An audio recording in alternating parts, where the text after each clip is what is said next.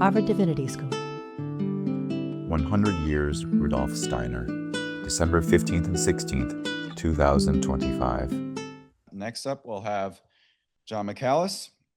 Jon McAlice has worked in the International Waldorf Schools movement for many years as a teacher and lecturer. While a fellow at the Goethean in Switzerland, he headed up research projects on curricular development, collegial leadership, and the role of direct experience in the learning process.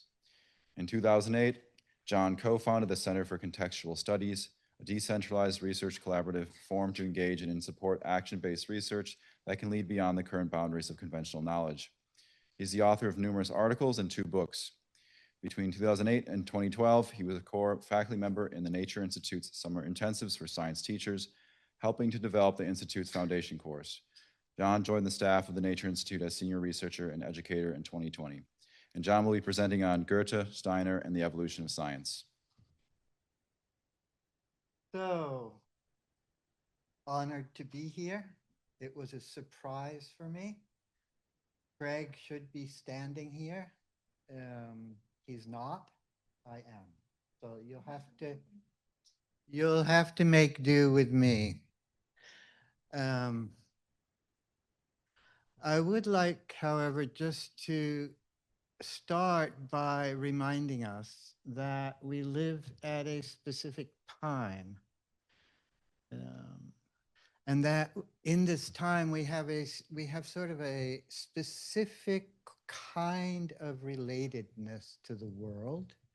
And that relatedness expresses itself in the experience that when I perceive something in the world, in the moment of recognition that it is there, I have the inner recognition that I am here and that I am not it.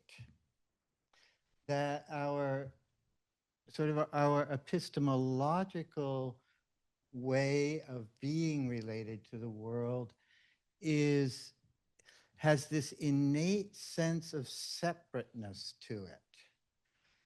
And that in many ways we project this separateness from an epistemological realm into an ontological realm. That we take separateness to be a given in the world. And I just would like you that we hold on to that as we move forward, because there are, I think, justifiable questions as to that positionality. Is separateness a given in the world, or is separateness merely, as Einstein suggested, a delusion of consciousness? So Rudolf Steiner was born 19 years after Goethe died. And he didn't really meet Goethe for another 20 years. So it was about 50 years after Goethe's death that Rudolf Steiner became aware in a deep sense of Johann Wolfgang von Goethe. And he found his way to Goethe not through Goethe's books or through his scientific work, but he found his way to Goethe through the devotional relationship of one of his teachers to Goethe, and that was Carl Julius Schroer, who was one of Steiner's teachers and had a very deep reverential relationship to Goethe. And I think that this is important to understand how Steiner and Goethe are related. He didn't find him as an abstract theoretical philosopher or even as an artist, but he found him as someone who Steiner looked up to Goethe. So there was always a feeling quality, a reverential quality, a sense of, I'm going to say a sense of warmth, personal, individual warmth that came through concrete individuals, not abstract figures.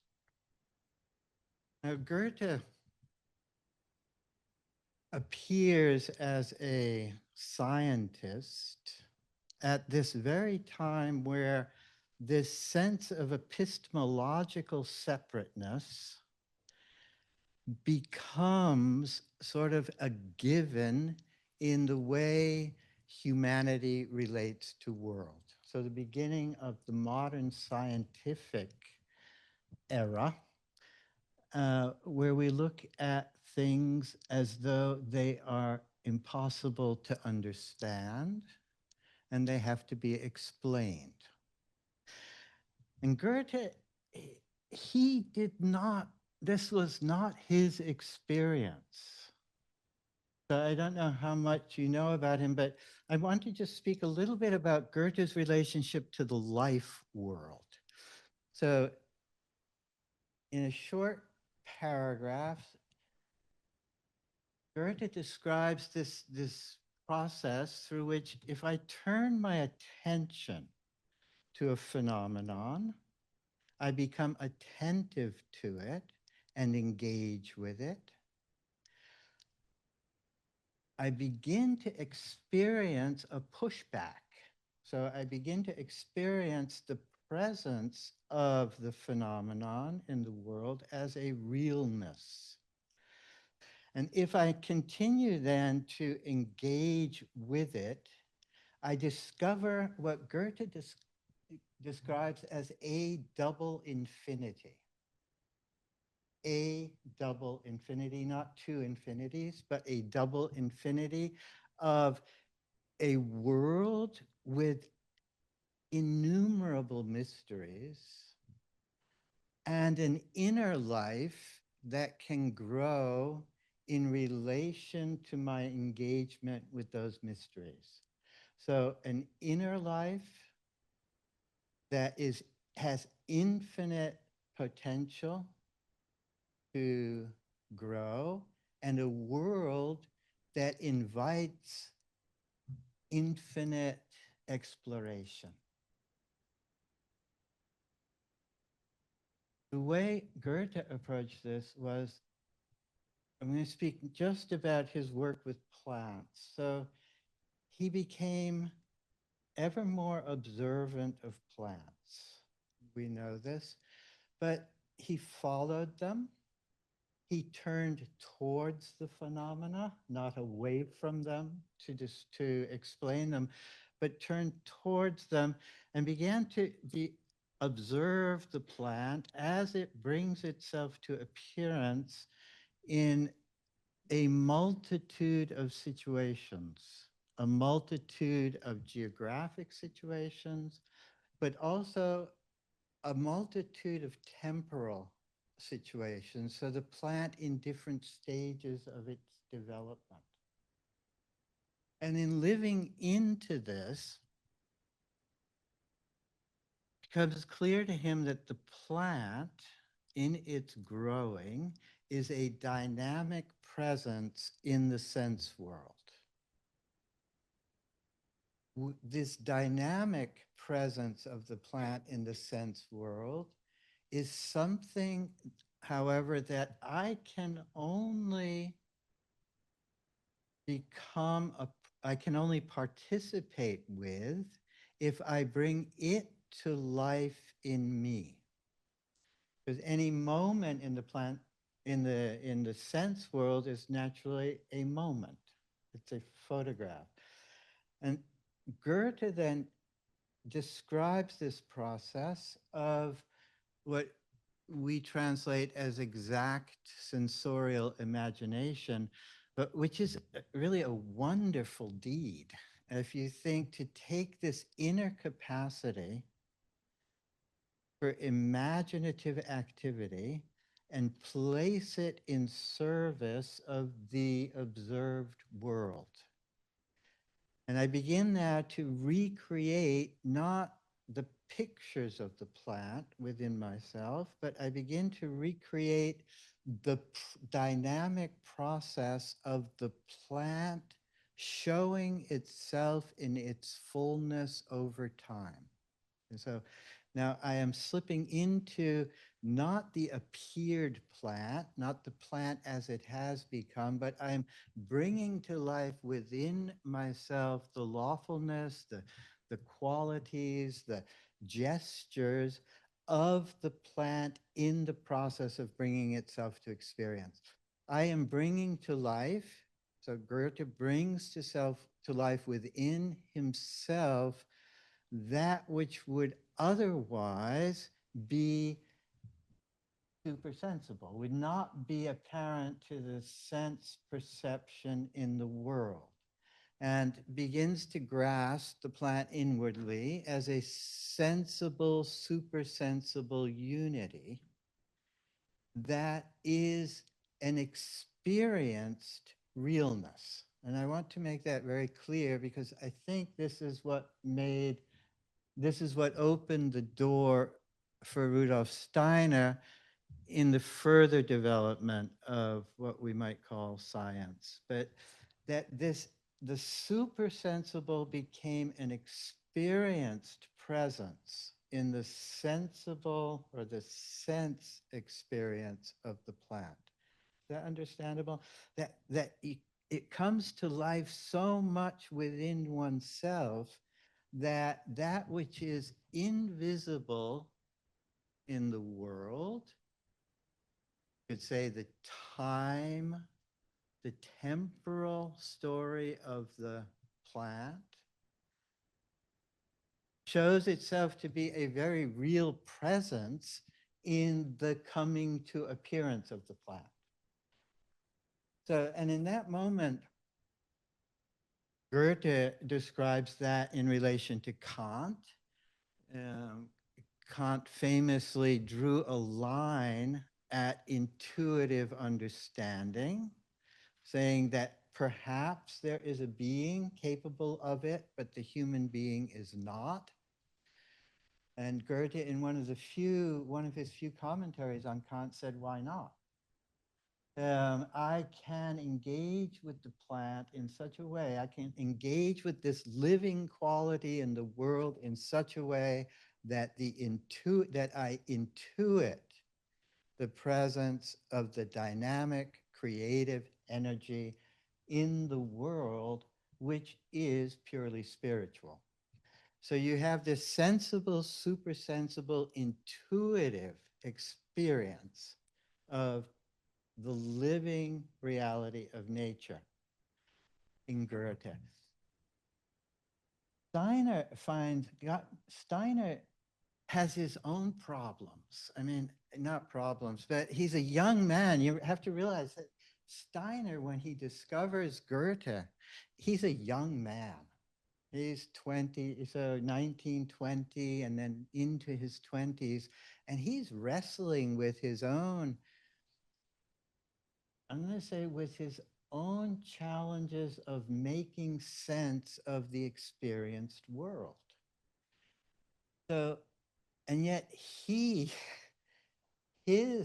experience does not lie in the realm of the sense perceptible, but in the supersensible. And he will say that very clearly. It wasn't until he was about 36, 37 years old that he even discovers the sense world, right? You can imagine that. And what does that mean? What does that mean to be so completely at home in the world that gives itself to experience as thought, and yet not to have a way of articulating that philosophically or epistemologically?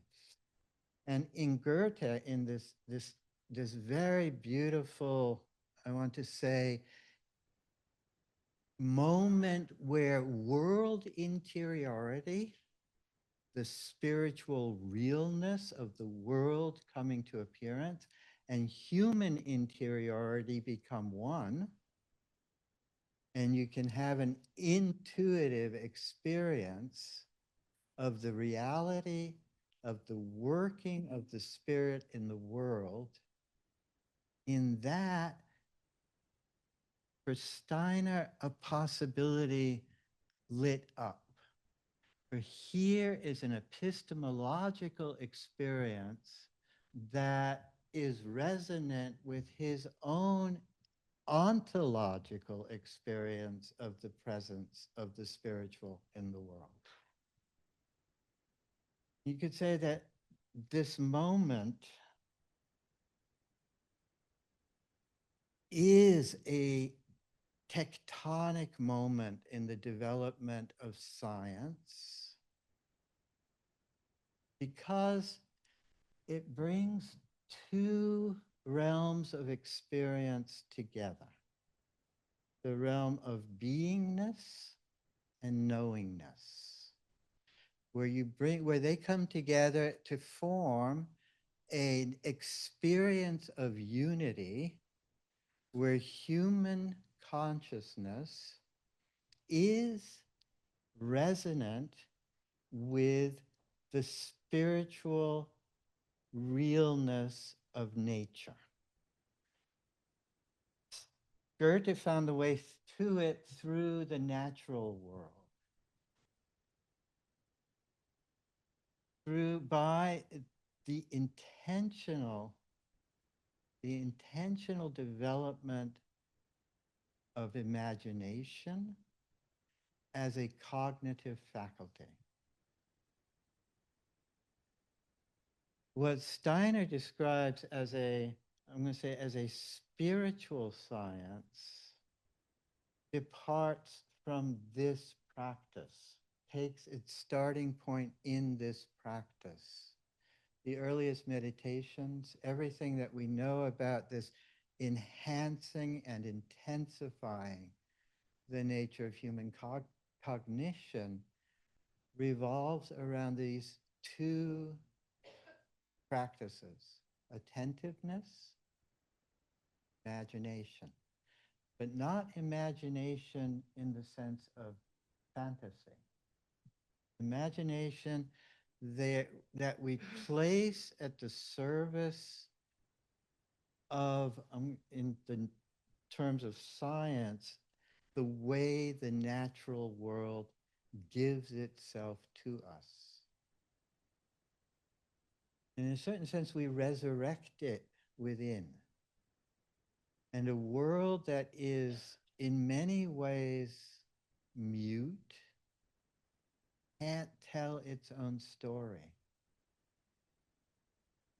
By bringing it to life within ourselves, we develop a science that can give voice to the natural world, can give voice to nature, can give voice to that which is alive and which needs advocates, which needs people who can tell its story in such a way that we awaken within ourselves a quality of intimacy that expresses itself as care.